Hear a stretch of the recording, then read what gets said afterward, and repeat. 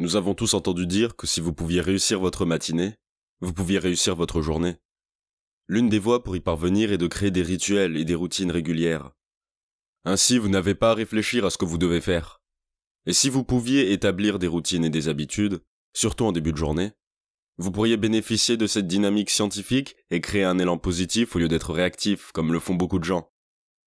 Ils décrochent leur téléphone, et la première chose qu'ils font, c'est de réagir et de se distraire, au lieu de passer du temps de manière proactive à prendre soin d'eux-mêmes et à s'aimer, et à avoir une vision et une orientation pour leur journée. Alors entrons dans le vif du sujet. Maintenant que je me lance à nouveau dans cette aventure, c'est ma journée idéale. Parfois, je ne peux pas faire tout cela, mais je pourrais en faire autant que je le peux. La première chose que je fais au réveil, c'est de me souvenir de mes rêves. Quand je rêve, c'est que je suis en train de développer, d'intégrer et de travailler à des solutions, de faire en sorte que mon subconscient se concentre sur les choses sur lesquelles je me concentre pendant la journée. Mais la plupart des gens oublient leurs rêves. Après ça, je sors du lit et je fais mon lit. C'est une chose évidente que la plupart d'entre vous font. Mais si vous ne le faites pas, prenez 2 minutes pour faire votre lit, car c'est une habitude de réussite. Si nous parlons de dynamique positive, de dynamique scientifique, de faire des choses, de les cocher, de les faire avec excellence, alors faites votre lit. Cela vaut la peine de prendre 1 ou 2 minutes. Parce que, encore une fois, la façon dont vous faites les choses et le fait de cocher quelque chose comme faire son lit est très puissant parce que cela vous apprend à être capable de faire quelque chose vraiment bien et avec excellence comme ils le font dans l'armée.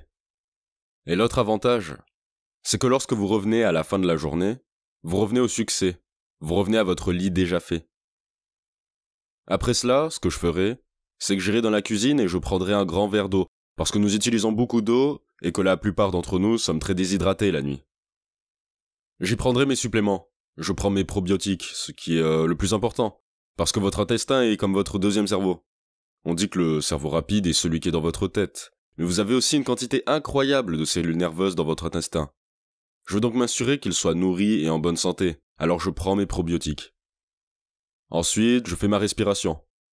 Je pense aux choses sur lesquelles je me concentre. Ici, je pense à l'excellence, je pense à l'hydratation, je pense à l'oxygène. Quelle que soit votre technique de respiration, je me concentre sur la respiration.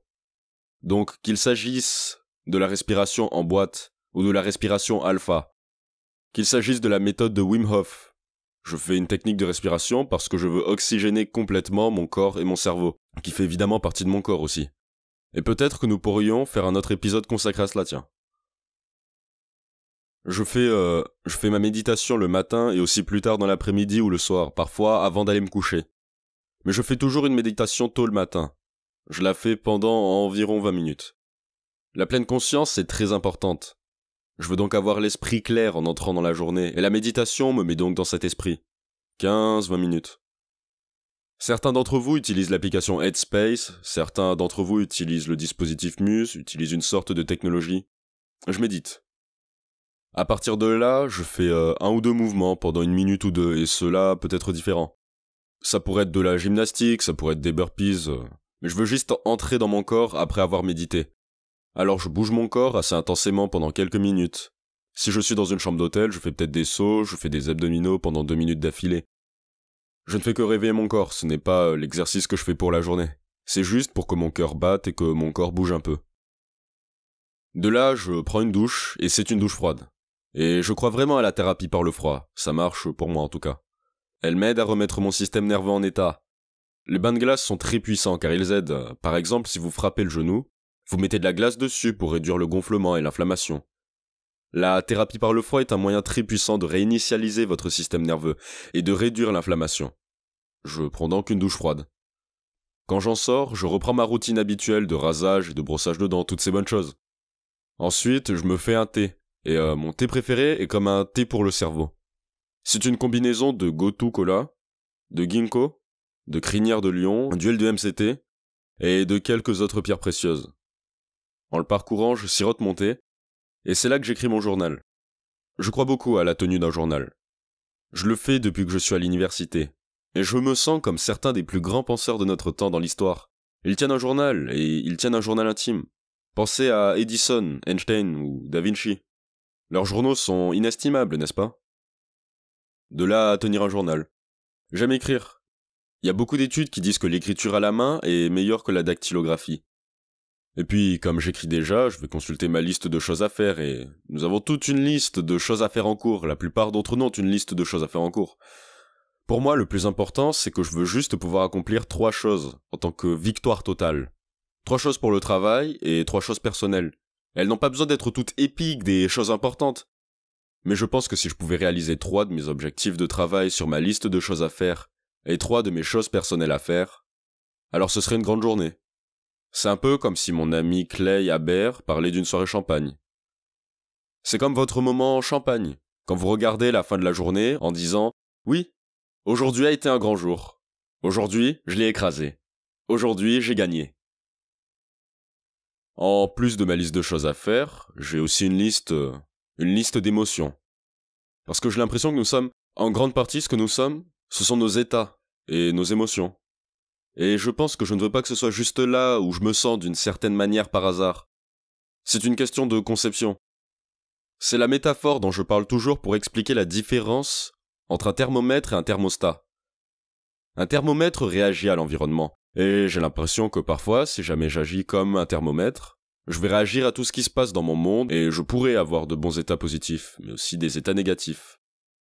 Par opposition à un thermostat, où je fixe à l'avance une liste d'objectifs à atteindre, certains sentiments que je veux ressentir tout au long de la journée, afin de pouvoir les concevoir de cette façon.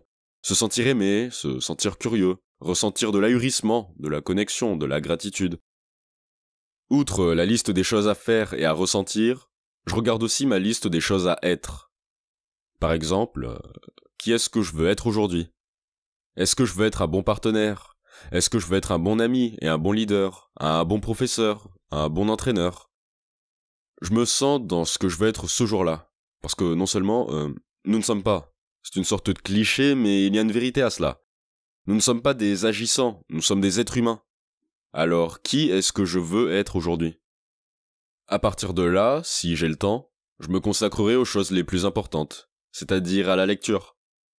Je lis pendant environ 20-30 minutes. Donc, après avoir lu, je vais faire un smoothie cérébral. Des baies cérébrales, c'est-à-dire des myrtilles, des avocats, des légumes à feuilles, de l'eau et tout le reste.